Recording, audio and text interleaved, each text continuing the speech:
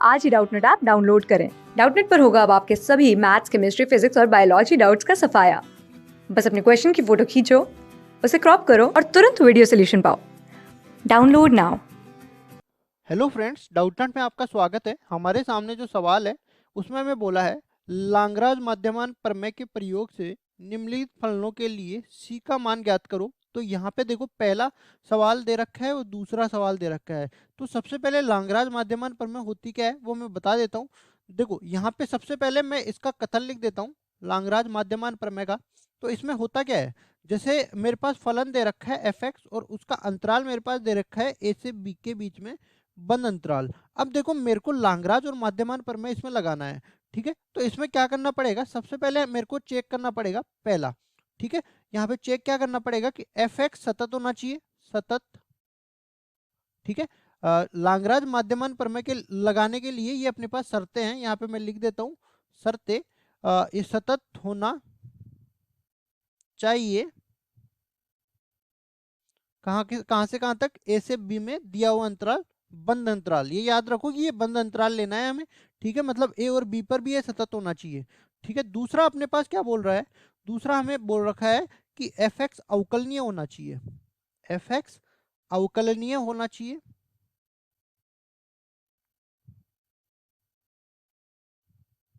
और ये अवकलनीय कहाँ से कहाँ तक होना चाहिए, ए से बी के बीच में बंद अंतराल। यहाँ पे देखो, ए और बी को शामिल नहीं किया जाता है क्योंकि ये बायां अवकलज और दायां अवकलज इस तरह से नहीं देखा जाता। ठीक है, अब देखो इसके बाद चलते हैं हम लोग तीसरे में। तो तीसरा हमारे पास देखो, इसमें केवल दो ही शर्तें होती है। अगर रोले पर में होती है तो उसमें देखो एफ ए बराबर एफ बी भी होना चाहिए था, लेकिन लाग्रांज माध्यमान प्रमेय में दो ही शर्तें होती है। अब इससे यहाँ पे निष्कर्ष क्या निकलता है वो भी मैं बता देता हूँ। निष्कर्ष यहाँ पे निकलता है कि जब मैं एफ डेस एक्स निकालू, यहाँ पे एफ डेस एक्स निकालू, तो यहाँ पे एक्स बराबर सी ऐसा होना चाहिए जो एफ डेस एक्स को एफ डेस सी बना दे। और वो सी जो है किसके, एफ डेस सी किसके बराबर होगा, जब मैं एफ एक्स का बी पे मान निकाल लूँ, एफ एक्स का ए पे मान निकाल लूँ और भाग दे दूँ इसका बी माइनस ए का, तो यहाँ से मेरे पास सी, इस पूरी समीकरण से मेरे पास सी ऐसा निकल के आएगा जो कि मेरे पास ए से बी के बीच में बंद अंतराल में मौजूद होगा। अगर ये दोनों शर्तें संतुष्ट होती है तो ये सी ऐसा निकल के आएगा ये समीकरण लगाने पे, जो ए और बी के बीच में मौजूद होगा। यही मेरे पास लाग्रांज माध्यमान प्रमेय कहती है। और इसमें देखो सी का मान भी निकालना है, तो सी का मान कैसे निकालते हैं वो भी मैंने बता दिया।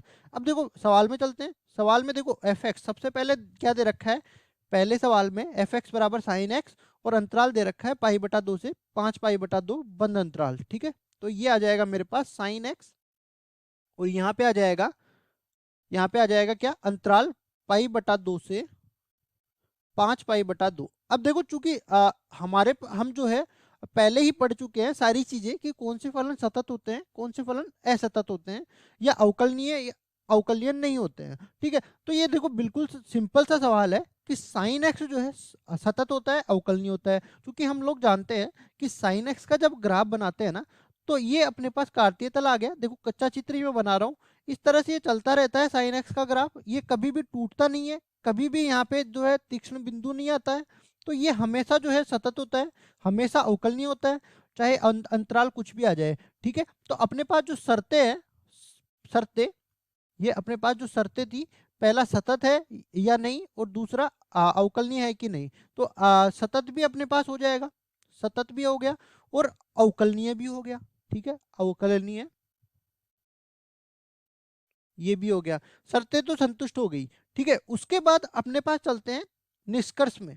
तो देखो निष्कर्ष यहाँ से क्या निकलता है कि सबसे पहले तो इसका एफ डेस एक्स निकालना पड़ेगा। तो एफ डेस एक्स इसके बराबर आ गया, ये बराबर आ गया साइन एक्स का अवकलन कोस एक्स के बराबर।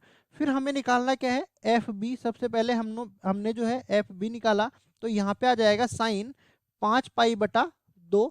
तो देखो हम लोग जानते हैं इसको क्या लिख सकते हैं, साइन 2 पाई प्लस पाई बटा 2। अब देखो एक चक्कर घूम के आ गया और फिर से पाई बटा 2 पे आ गया, तो ये किसके बराबर हो जाएगा, साइन पाई बटा 2 के बराबर हो जाएगा और ये 1 के बराबर आ जाएगा। इसी तरह दूसरा अपने पास क्या है, एफ ए निकालना है।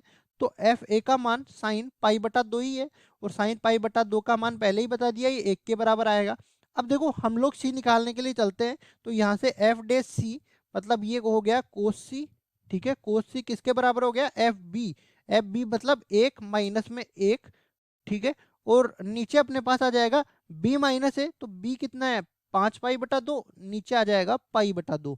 ऊपर पूरा अपने पास जीरो हो गया, और जीरो में किसी भी संख्या का भाग दो जीरो ही आता है, ठीक है। तो यहाँ पे मेरे पास कोस सी का मान जीरो के बराबर आ गया।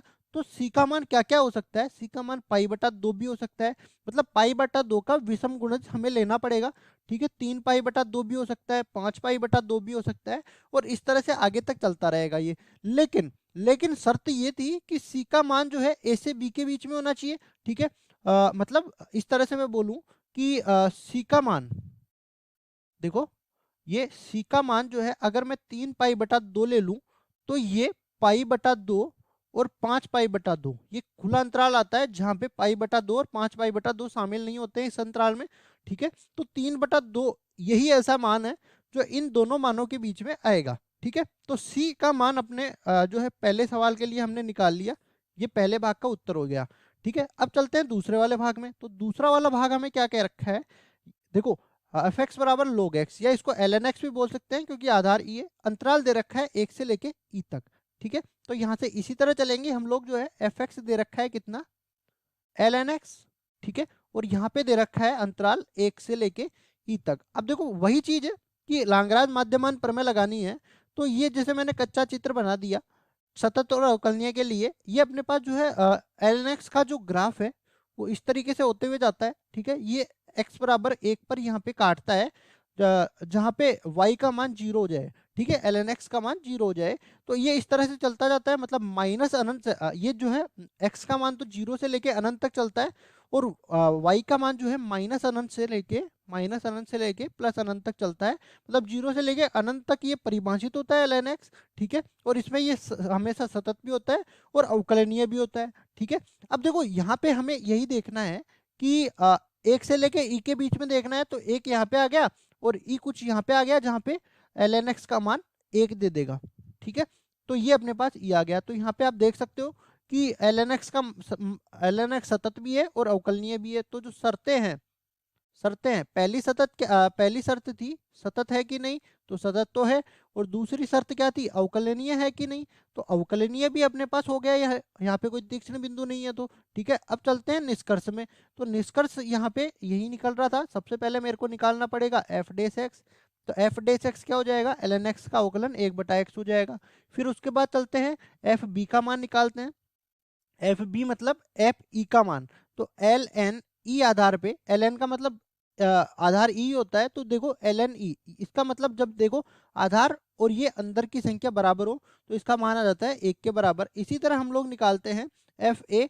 तो एफ ए किसके बराबर था, ए का मान था 1 के बराबर, मतलब एल एन 1, जब भी अपने पास अंदर की संख्या 1 आ जाए तो इसका मान 0 के बराबर हो जाता है, ये लोग का गुणधर्म है, ठीक है। और अब चलते हैं हम लोग जो है देखो उसी समीकरण में, तो एफ डे सी मेरे को निकालना पड़ेगा। एफ डे सी 1/c के बराबर आ गया।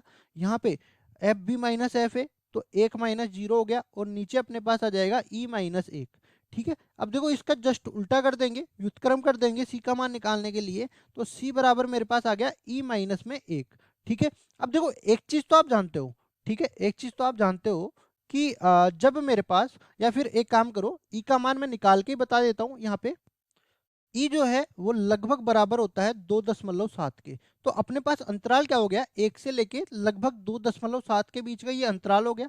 अब इस अंतराल में अब देखो मेरे को मान किसका निकालना है, ई माइनस 1 का, तो 2.7 में से 1 जाएगा तो 1.7 आएगा, और ये 1.7 जो है इसी अंतराल के बीच में मौजूद होगा, मतलब सी का मान जो मेरे पास आया ई माइनस 1, ये बिल्कुल सही उत्तर है। और ये अंतराल कौन से अंतराल के बीच में विद्यमान है, 1 से लेके ई के बीच में ये मौजूद है। तो ये अपने पास दूसरे भाग का उत्तर हो गया। आशा करता हूँ ये सवाल आपको समझ में आया होगा। धन्यवाद। क्लास 6 से 12 से लेके नीट, IIT, जेई मेंस और एडवांस के लेवल तक 10 मिलियन से ज़्यादा स्टूडेंट्स का भरोसा। आज ही डाउनलोड करें डाउटनेट ऐप या व्हाट्सएप कीजिए अपने डाउट्स 8400 400 400 पर।